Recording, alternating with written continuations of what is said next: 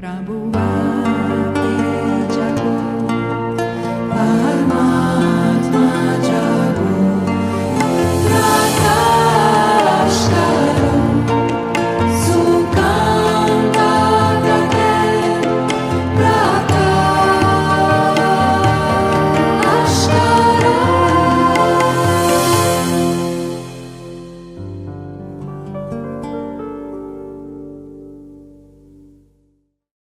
que a gente tem feito aqui bastante se eu puder dizer uma das coisas que a gente tem tentado fazer é quebrar paradigmas. Vocês já devem ter percebido isso. O paradigma mais fundamental que a gente tem tentado quebrar é o paradigma da identificação com a mente, com o intelecto, com o que a mente traz, principalmente em termos de categorização das coisas. A capacidade, e é uma capacidade que a gente tem de classificar o mundo, certo? A mente ela é um instrumento nosso que serve para isso, para que a gente classifique o mundo. E é uma classificação bem primária, na verdade, uma classificação em dualidades. Certo, errado, bom, ruim, certo, errado, frio e quente. É assim que a mente funciona. Então a gente tem tentado quebrar um paradigma de que essas classificações que a mente faz, elas determinam e constroem a nossa identidade e também a identidade do outro. E também a identidade das coisas. Quando a gente classifica uma coisa, quando a mente classifica uma coisa, uma pessoa, como a gente está muito identificado com a mente, com os pensamentos, essa classificação que a gente faz já cria a identidade daquela coisa, você já cria um julgamento e como se aquela coisa fosse aquilo que você pensou. A gente tem uma identidade, é como se a nossa mente ela tivesse um acesso direto à objetividade das coisas. E a gente está dizendo que isso não é verdade. O que a gente está dizendo é que as classificações que a mente faz são classificações baseadas na história de quem classifica. Se eu faço uma classificação sobre alguém, se eu categorizo alguém, se eu categorizo alguma coisa, uma situação, essa categorização é um espelho de quem eu sou. Isso não está dizendo o que é aquela coisa, não está dizendo o que é aquela pessoa. Essa categorização está dizendo quem eu sou. Está dizendo muito sobre a minha história, sobre o que eu passei, sobre o que eu fui levado a acreditar, e principalmente sobre as defesas que eu criei para poder lidar com o mundo, com esse mundo.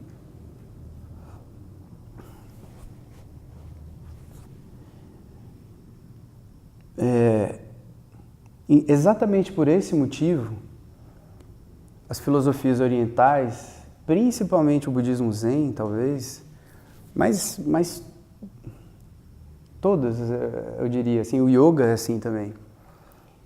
Se fala muito sobre a mente de iniciante, a mente de principiante. Não sei se vocês já ouviram falar nesse conceito, nessa forma de dizer.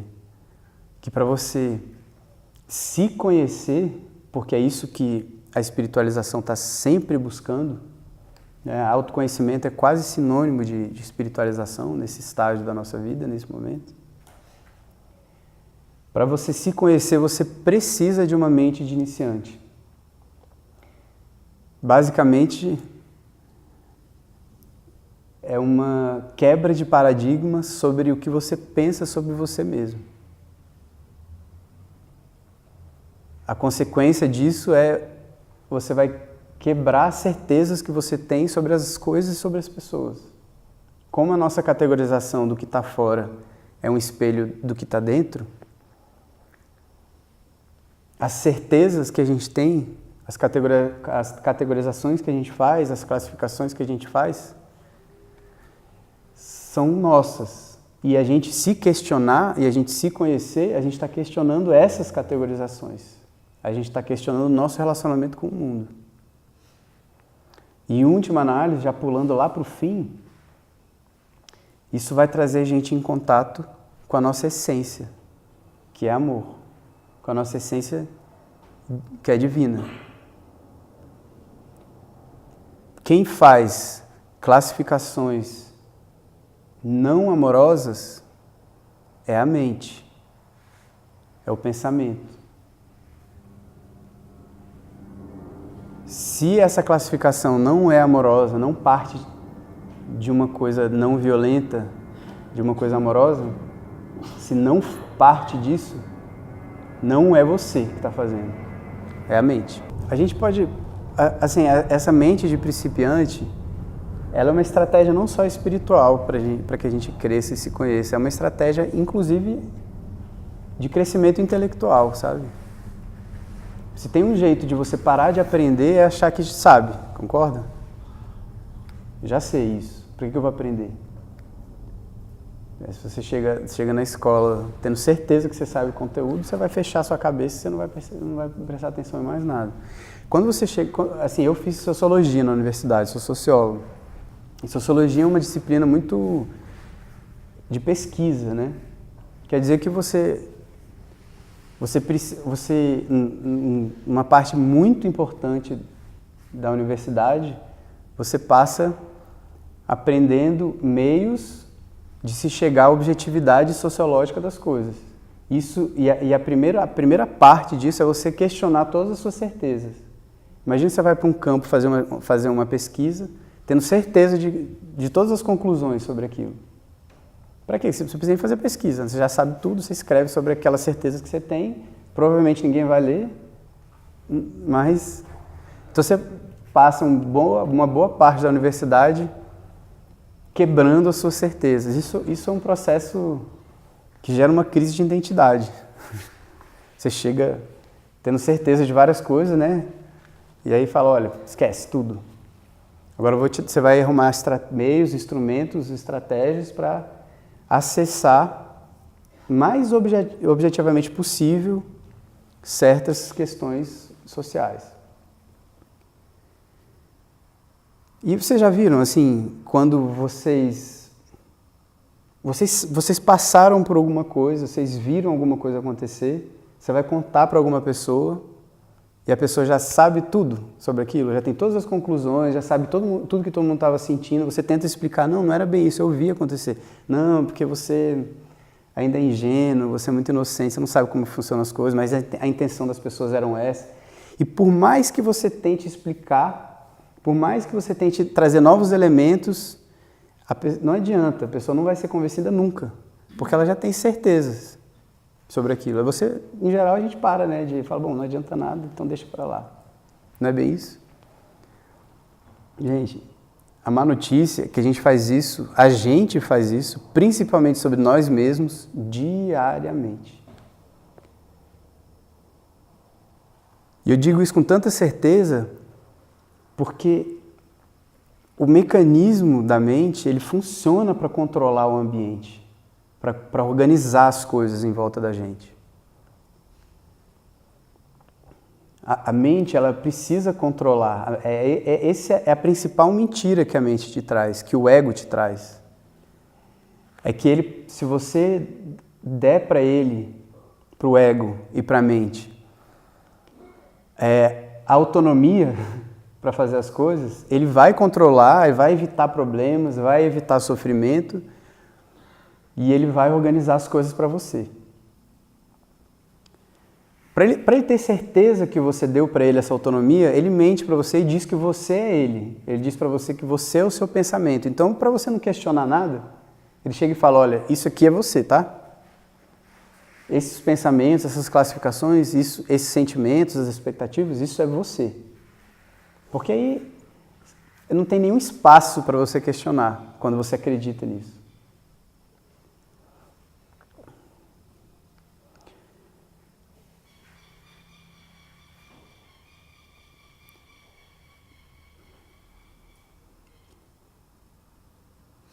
Veja que isso é uma mentira, em resumo. É uma mentira que nasce do medo. O medo é o que te faz querer, que te faz se render à mentira, à ilusão de controle do ego. Porque se você acha que o ego pode evitar alguma coisa, é porque você tem medo daquela coisa acontecer.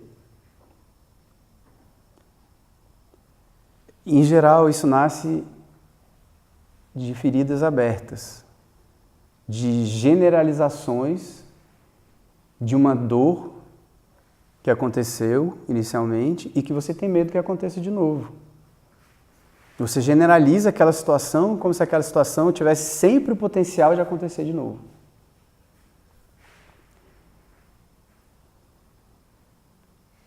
E aí você fica com medo. Se ela tem o potencial de acontecer de novo, o que vai gerar em você é medo.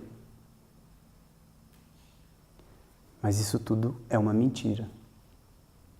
Porque aconteceu uma vez, não quer dizer que vai acontecer de novo.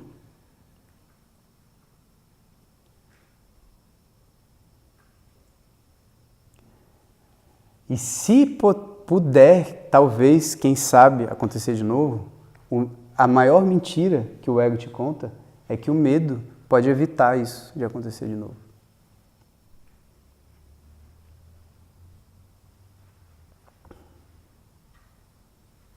O medo só evita alguma coisa no nível do instinto se você tiver que correr de um leão que está para te atacar. Só isso. E olhe lá. Mas veja que é um instinto, que é uma tendência instintiva nossa que a gente deixa tomar conta da gente. Eu preciso correr dessa situação ou eu preciso fingir que eu não tenho medo dessa situação. E a gente veste máscara, a gente veste defesa.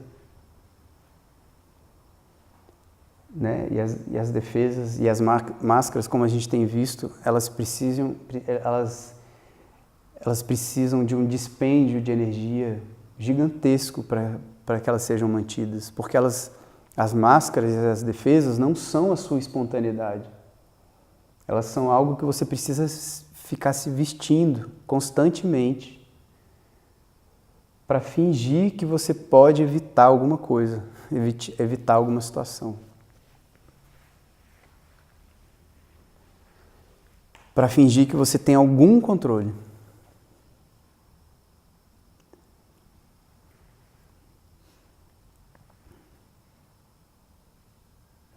Isso é um falso... É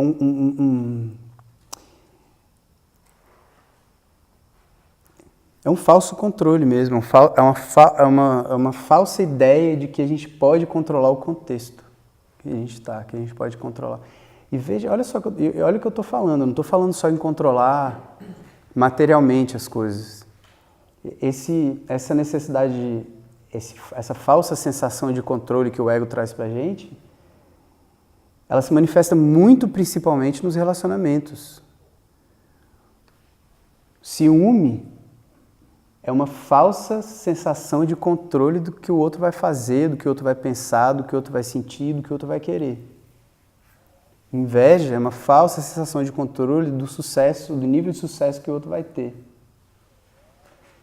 E por aí vai. Mentira é uma falsa sensação de controle da verdade mesmo, né? Eu preciso, digamos, relativizar a verdade para que eu não tenha problemas, para que eu possa sair melhor, para que eu possa manipular a verdade ou o contexto de uma forma que me beneficie.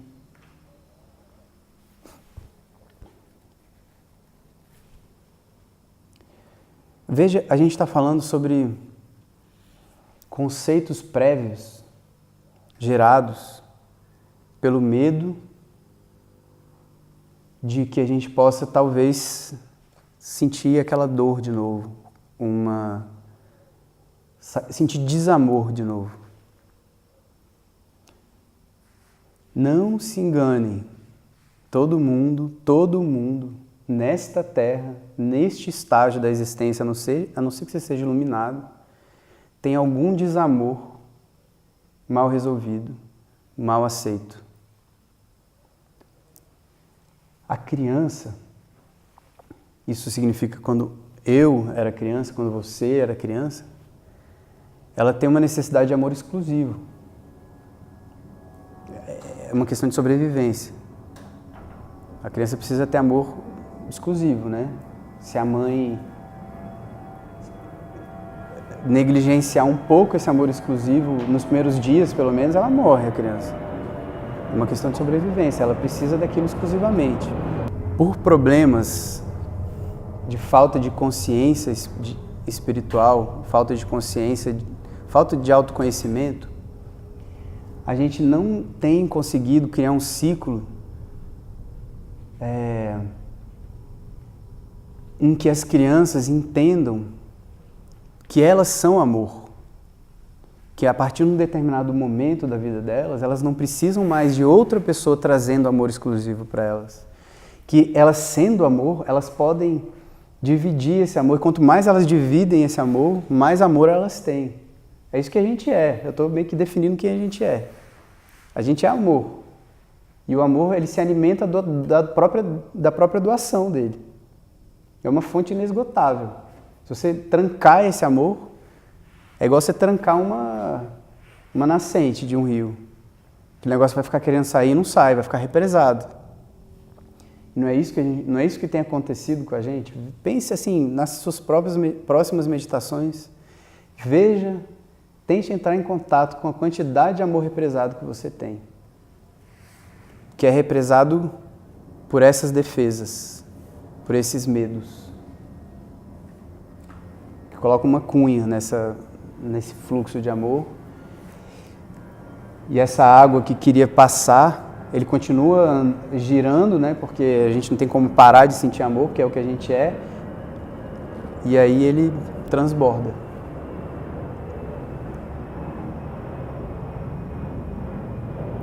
Transborda, em geral, para o corpo. Uma dor aqui, outra dor aqui. Uma infecção aqui, câncer, etc. Depressão. Depressão é amor represado. Amor que quer sair, mas tem muito medo de sair.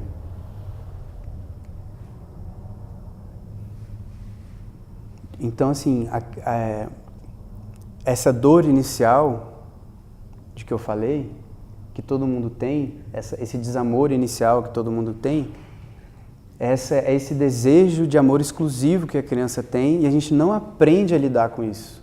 Não aprende a lidar que esse amor exclusivo, você não vai ter esse amor, você não vai ficar recebendo esse amor exclusivo. Porque a gente precisa, a mãe e o pai precisam viver a vida, se relacionar com outras pessoas, a gente precisa viver a vida e se relacionar com outras pessoas. E às vezes o pai e a mãe não têm nem capacidade de ficar doando esse amor inesgotável, incondicional. Também tem as questões deles, também tem as dores deles, também tem os desamores deles. Então, assim, uma exigência que eles não são capazes de suprir. Né? Uns pais têm mais questões, mais falta de autoconhecimento do que outros, mais dores a serem que eles projetam nos outros, que eles... uns têm mais isso do que outros. Mas todos, a não ser os pais que sejam iluminados, têm. E a gente acaba carregando essa carência de amor exclusivo da criança. É isso que eu estou chamando de dor inicial, de desamor inicial. Porque a partir de um determinado momento do nosso crescimento como criança, a gente parou de receber amor exclusivo. E a gente não aprendeu a lidar com isso. Sem contar as convenções que são impostas na gente, pelos pais, pelas pessoas, pela escola, pela vida, por etc. E as convenções, assim, você precisa ser assim para ser um cidadão de bem, para ser um bom cidadão, para ser uma boa pessoa. Então, às vezes você não tem essa tendência, mas você assume essa máscara para poder ser amado, para poder receber atenção. Isso causa uma fricção interna muito grande, porque isso é quebrar a sua espontaneidade, é quebrar a tendência de você ir para onde o seu coração diz para você ir. E por causa disso tudo, a gente vai criando conceitos sobre a gente mesmo e sobre os outros. Pô, eu tive que me adequar a ser assim para ser amado, para receber atenção, para ser adequado. Então todo mundo tem que se adequar também. Todo mundo tem que... E quem não se adequar àquilo, está errado. Foi assim que meu pai me disse, foi assim que a escola me disse, foi assim que a televisão me disse. E aí até a gente conseguir questionar isso, é um processo. Precisa de muito autoconhecimento, de muito trabalho interno. Veja assim, a gente está falando de uma coisa importante, uma coisa grave, não no sentido de ser muito problemático, mas uma coisa no sentido de ser muito importante para a gente. A gente está falando sobre medo e como o medo gera conceitos, como o medo gera classificações e como isso tudo e aí pensa como isso tudo não gera também atitudes. No final das contas, gente, olha só, a gente está nos momentos em que a gente não está conectado com a nossa essência divina, com a nossa essência amorosa, a gente está agindo a partir do medo. A gente está reagindo ao medo. A gente não está agindo. E é por isso que a gente fala muito sobre crescimento espiritual, autoconhecimento. A gente é como se fosse sinônimo de liberdade. Você se conhecer, você superar o ego, não superar o ego no sentido de tomar o controle do ego, é você trazer liberdade para você mesmo, é você ser livre. Porque nesse momento você não está mais agindo a partir dos seus medos, a partir dos seus conceitos prévios, a partir das idealizações que a gente arruma. Você está agindo a partir da sua vontade, a partir do que seu coração quer, a partir do que... E agindo a partir do que seu coração quer, você vai fazer o que a sua espontaneidade pede, o que seu coração quer, e veja se isso não é felicidade.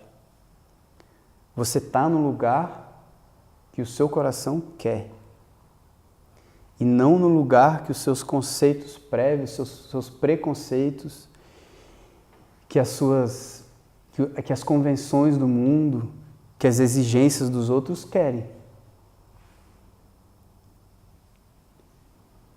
É uma diferença gigantesca, vocês estão entendendo?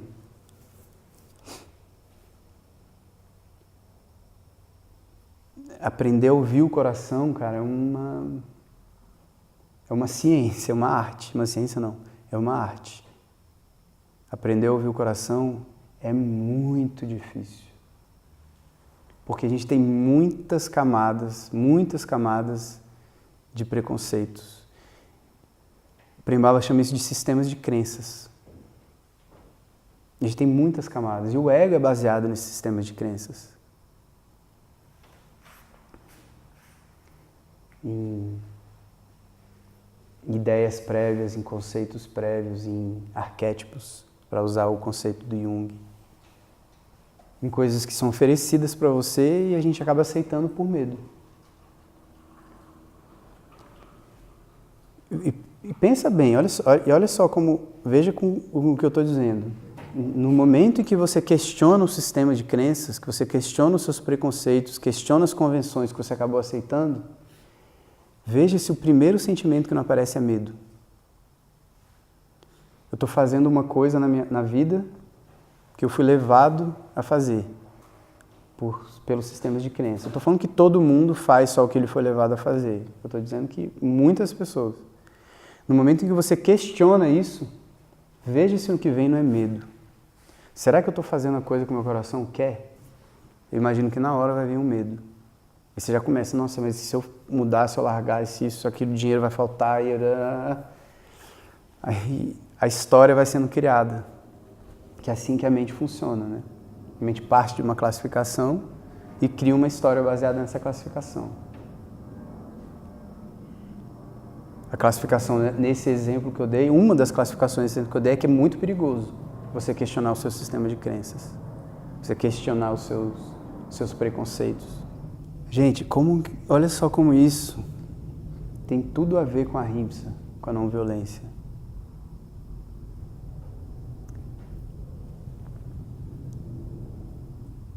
A não violência só é possível sem medo.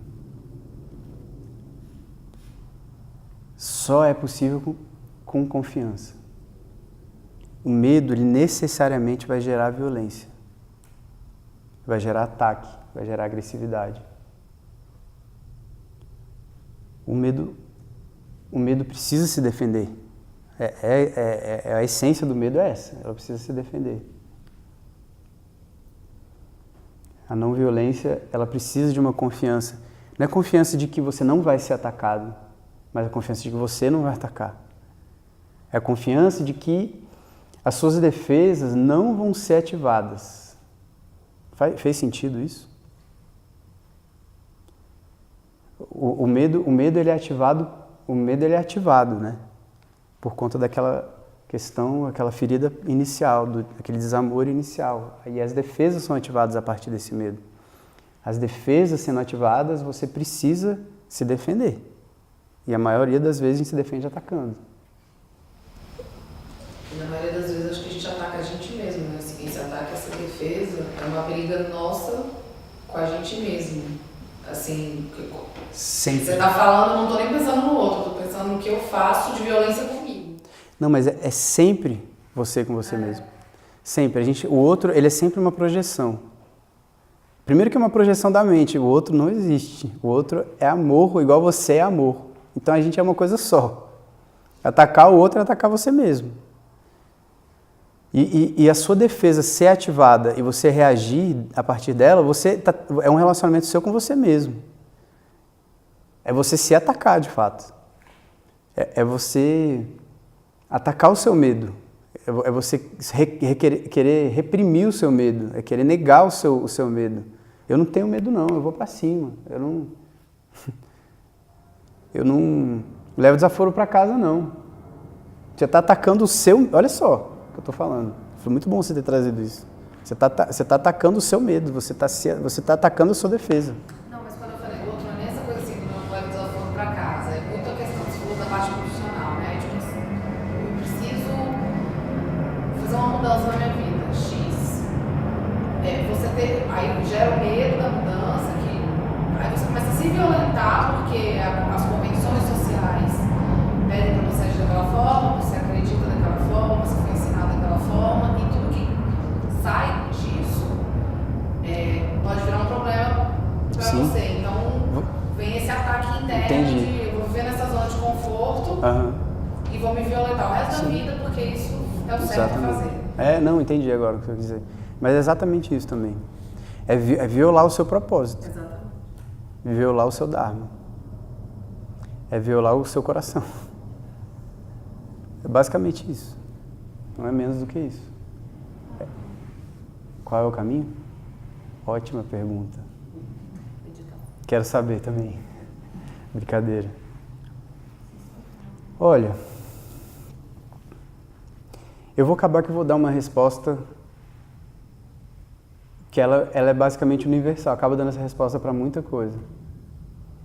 Entrar em contato com o amor que você é. Esse é o caminho.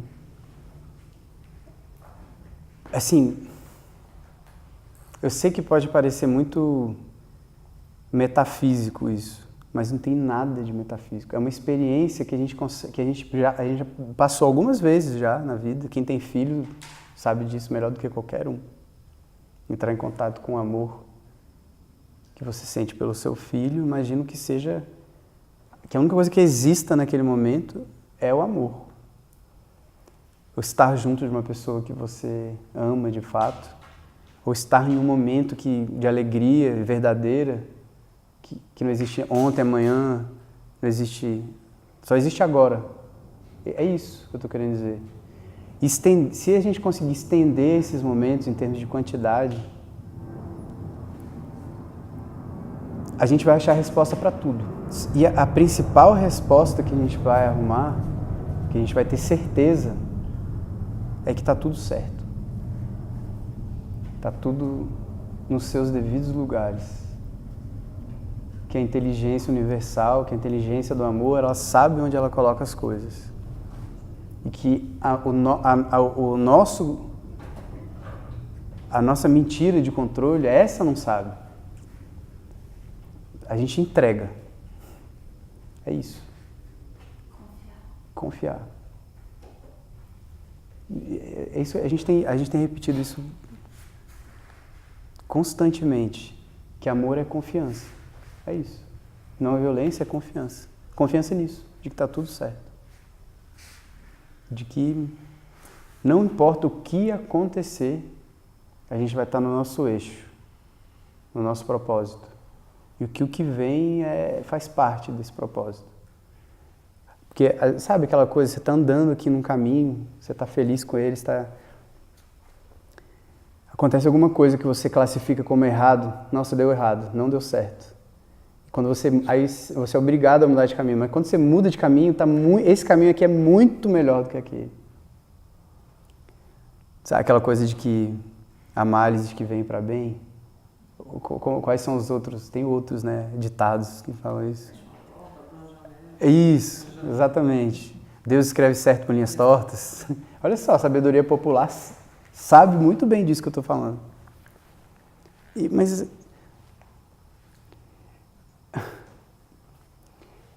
olha, gente, tudo que surgir em você que não seja amor, que não seja confiança, não é você.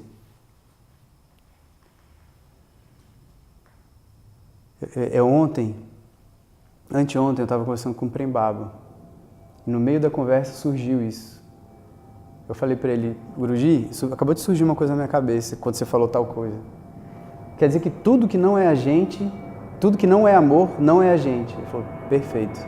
Esse é o maior indicativo, gente. Só que a gente só consegue entender essas coisas com autoobservação, com Svadhyaya, que é um dos preceitos éticos do yoga, além de Ahimsa. A autoobservação constante. Constante. Eu estou agindo, quem que está agindo em mim? É o medo? É a carência? Ou é o meu coração? Não seria o vigiai? Vigiai e orai, exatamente. Vigiai. Jesus falou a mesma coisa.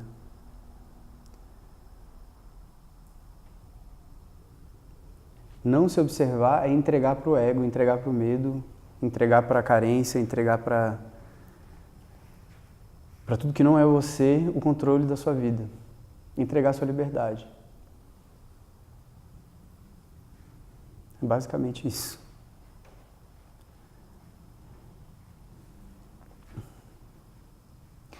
O Krishnamurti foi um iluminado indiano do século XX. Ele é fantástico, gente, fantástico. Vale ir atrás, vale ler. E ele fala uma coisa bem singela, que é isso que a gente está falando. A forma mais elevada da inteligência humana é observar sem julgar.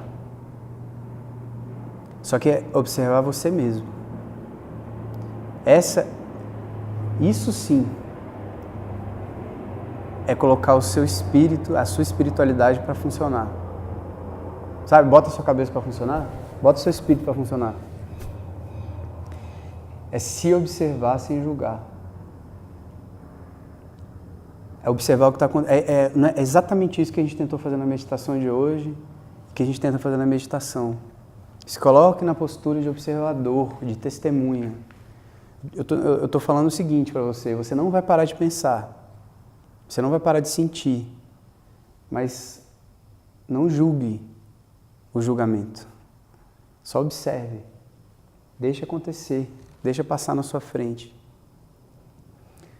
Só que o que a gente está dizendo hoje, mais principalmente, é que você observe as suas certezas. Observe as suas certezas, veja quais certezas você tem e, se possível, pegue todas elas e jogue no lixo. Vamos começar de novo.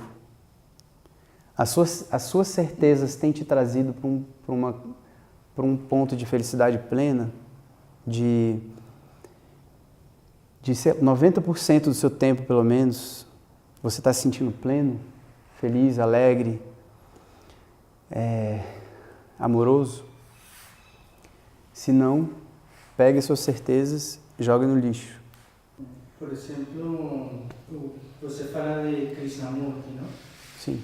E o que ele quer manifestar é ter um olhar sem preconceito, sem manifestar isto é bom, isto é ruim, isto deve ser assim. Então, o que ele manifesta é ter, ou seja, como um olhar abarcante de tudo, não? Sim. Sem ter julgamento sobre o que acontece, porque nós, naturalmente, sempre olhamos determinada pessoa, né? Essa pessoa deve ser ruim, é muito estranha, esquisita, não? Sempre criamos um preconceito, muitas vezes inconsciente. Sim. Porque nós educamos a mente, não? Então, o que fala Krishnamurti é isso, é ter um olhar sem ter esses preconceitos que nos limitam, não? E quanto mais perto da iluminação a gente vai chegando, eu vou colocar numa frase diferente. Quanto mais espiritualização a gente vai trazendo para a gente mesmo, menos a nossa mente funciona no sentido de classificações. A atividade mental diminui e menos a gente julga. Mais a gente faz isso que Krishnamurti disse. Mais a gente observa sem julgar. Você lembra aquela história que um mestre disse que a sensação da iluminação é como se fosse uma garrafa sem fundo? As coisas vão passando simplesmente? É assim, a gente vai se tornando assim. Eu acho que a palavra certa para definir isso é plenitude mesmo. Sabe quando você sente aquilo de ter um espaço, você consegue respirar mais, você consegue, sabe, ter um espaço dentro de você que parece que não tem angústia, não tem, sabe, um peso nas costas, ou aqui no peito, ou aqui na barriga. É isso. Não importa se fulano é feio, se eu sou feio, se eu sou bonito, se fulano é isso, se fulano... Não importa, nada disso importa nesse momento. E é isso que a gente está galgando, é isso que a gente está aspirando. Os maiores preconceitos que eu queria sugerir que vocês questionem, as maiores certezas que eu queria que vocês questionassem, são aqueles preconceitos sobre vocês mesmos, na verdade. Todos eles. E muito principalmente sobre os seus pais. Porque é isso que... Essa é a principal fonte das nossas... dos nossos arquétipos, dos nossos primeiros conceitos, daqueles conceitos que vieram herdar, que a gente recebeu herdados, né? Presta atenção naquela frasezinha que você sempre diz para você mesmo. Eu sou muito burro. Eu sou incapaz de fazer tal coisa. Eu sou incapaz de dizer tal coisa para tal pessoa. Eu sou muito bonito também. Eu sou muito bom. Eu sou muito gente boa. Todas essas frases classificatórias que você diz para você mesmo, questione. Elas partem de uma dualidade. Elas não partem de uma verdade. Elas não partem do amor que você é. Até essas frases mais vaidosas, mais orgulhosas, de que eu sou muito bom, de que eu sou muito bonito, que todo mundo olha para mim, elas partem de um medo também. De um medo de não ser reconhecido, principalmente. De aquela certeza não ser legitimada pelos outros. Então, no fundo dessas frases orgulhosas, vaidosas, tem uma frase de incapacidade. De que eu não sou...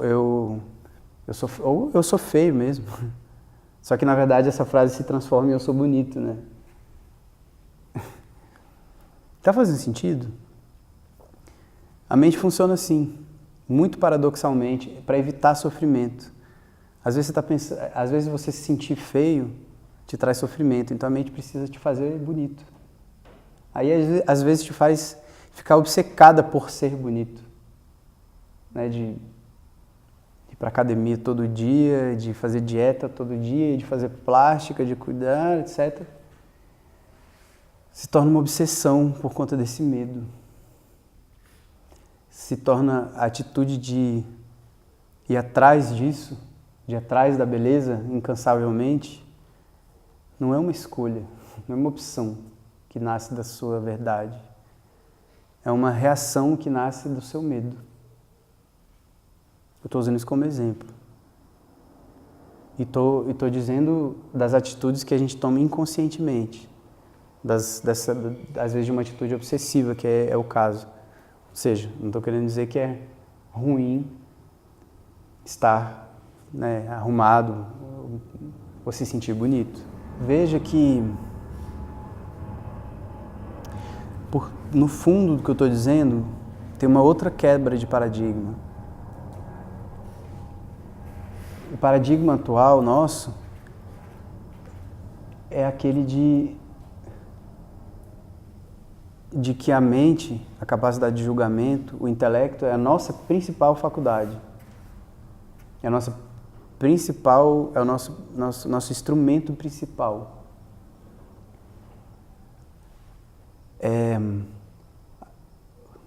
A gente usa esse instrumento, na verdade, ele é ativado pelos nossos sentidos mais grosseiros.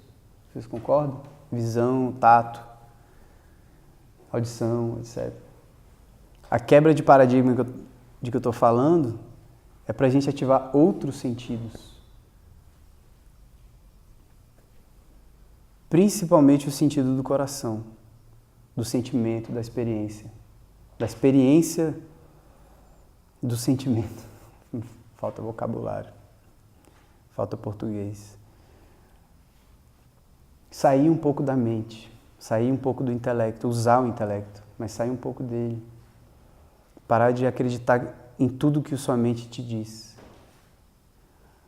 Esses sentidos mais grosseiros, a mente, não é mais grosseiros, na verdade, eles são mais grosseiros porque é o que a gente está acostumado a usar. É o que a gente se convencionou a usar, o que a gente exercitou usar. Então, por isso que eles funcionam muito mais facilmente, grosseiramente, do que os outros. Eu tenho certeza que todos vocês já usaram a sua intuição e a sua criatividade para benefício seu e dos outros. Eu tenho certeza disso. Mais de uma vez. Eu tenho certeza que essas coisas ainda continuam surgindo na sua mente, em você, as intuições e a criatividade. Constantemente. Mas eu tenho certeza que vocês questionam isso. Constantemente. Que surge uma intuição e você questiona porque, em geral, como ela está vindo do seu coração, ela choca com as convenções, com o sistema de crenças da mente. E só o silêncio é capaz, só a presença é capaz de estimular esses outros sentidos. No momento em que a gente tem silêncio na mente, quando vem a intuição, na hora você percebe que é uma intuição. Quando vem a criatividade, você na hora percebe que é criatividade. Gente, isso é a verdadeira inteligência. Os grandes gênios, eles só foram capazes de trazer a genialidade para esse mundo através da criatividade e da intuição. A lenda que se conta é que um deles caiu uma maçã na cabeça dele. Por que a maçã caiu na cabeça dele? Ele foi capaz de vir com uma ideia brilhante e explicar a gravidade. Alguma coisa... Assim, é claro que ele tinha uma bagagem intelectual que alimentou a intuição. Olha só. A bagagem intelectual dele alimentou a criatividade, mas o que surgiu ali foi a criatividade. Foi a intuição. Porque com mais bagagem intelectual você é capaz de fazer mais quantidade de assimilações, né? Então vem a intuição, vem a criatividade, e aí você faz uma assimilação com alguma coisa que tem na cabeça. Mas a verdadeira intuição, a verdadeira inteligência é da criatividade, da intuição. Isso ela só é capaz de acontecer com silêncio, com presença. Quando você faz aquela analogia e faz a colocação, seja como a água, ele está falando sobre isso, sobre não se identificar. Exato.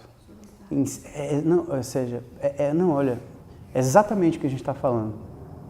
Porque a água é adaptável. A água não quer quebrar uma barreira, ela vai se adaptando à barreira, né?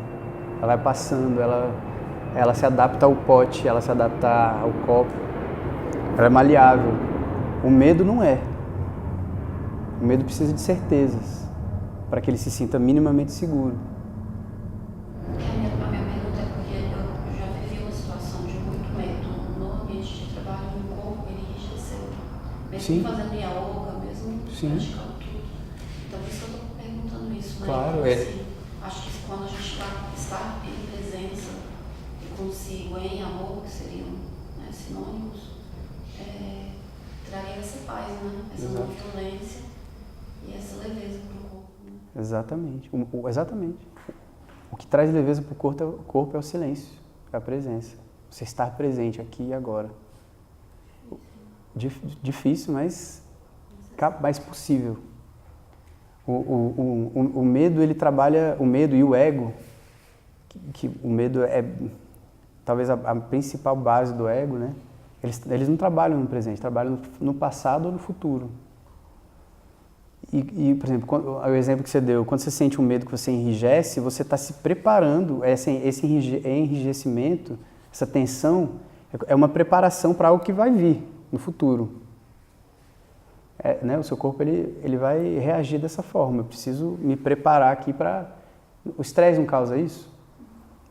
O estresse causa tensão, causa enrijecimento, causa o corpo adrenalina, né? A presença, o silêncio, a paz, ela não está no futuro. Ela está no presente. Ela está no aqui e no agora, no silêncio.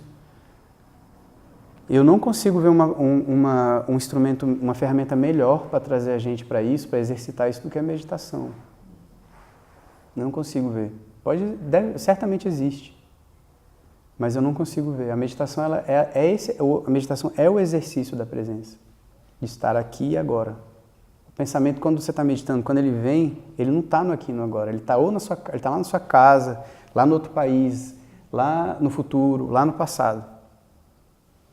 Você conseguir ficar no aqui e no agora é paz. Vê agora, nesse momento. Você tem algum problema? Você tem alguma tensão? Começa a pensar nos seus problemas futuros que não estão aqui.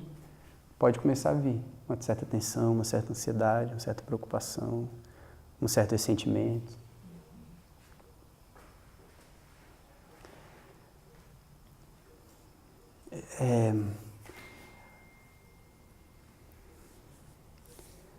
Assim, a principal mensagem que eu queria trazer hoje para vocês é essa, gente. Desconfiem, questionem as suas certezas.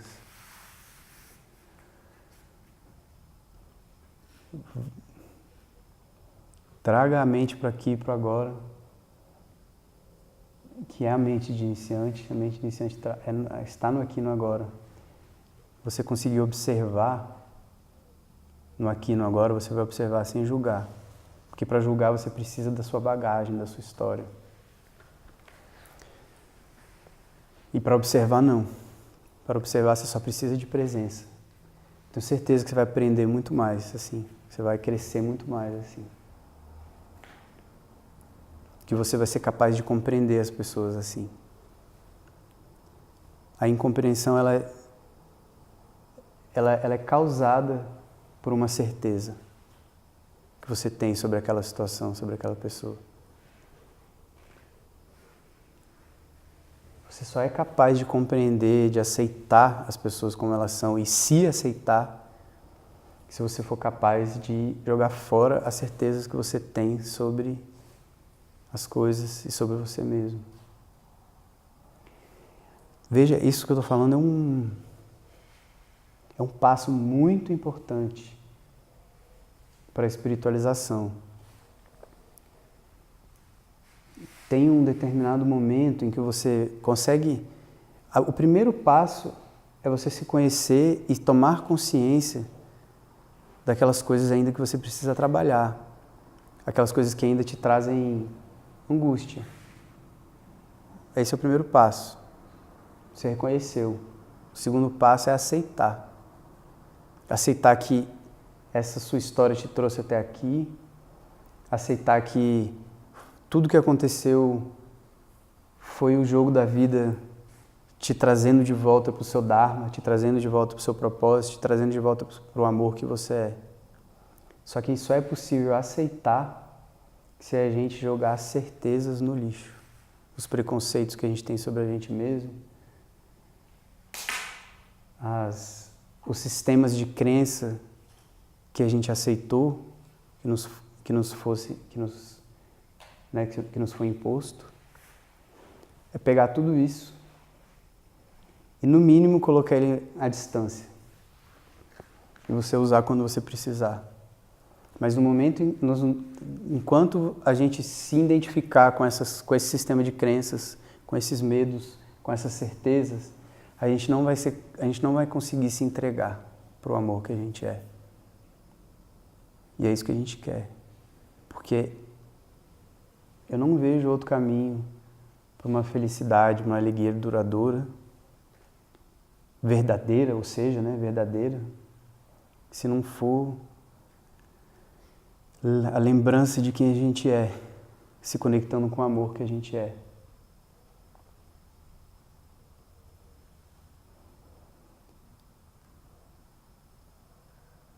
Estar identificado com o medo vai fazer da gente medo. Estar identificado com preconceito vai fazer da gente esse conceito. Pensa, quando você chega na frente de um prédio de 6 andares, você olha lá para cima, ele é grande, não é? Ele é alto. Você se vê pequeno perto dele. Quando você passa de avião por cima dele, ele é pequeno. Você se distanciou. Quando você está conectado com o amor que você é, você passa a ver todos aqueles problemas, tudo aquilo que você chama de problema, todos aquele sistema de crenças, todo o seu medo, você passa a ver desse tamanho. O amor é uma coisa tão grande, tão imbatível, tão autossuficiente, tão verdadeiro, que todo o resto é nada.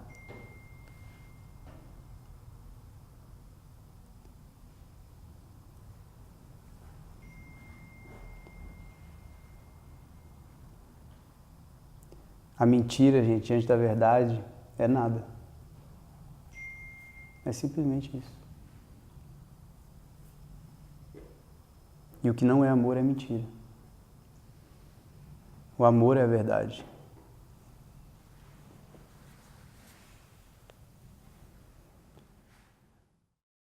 Prabhupada.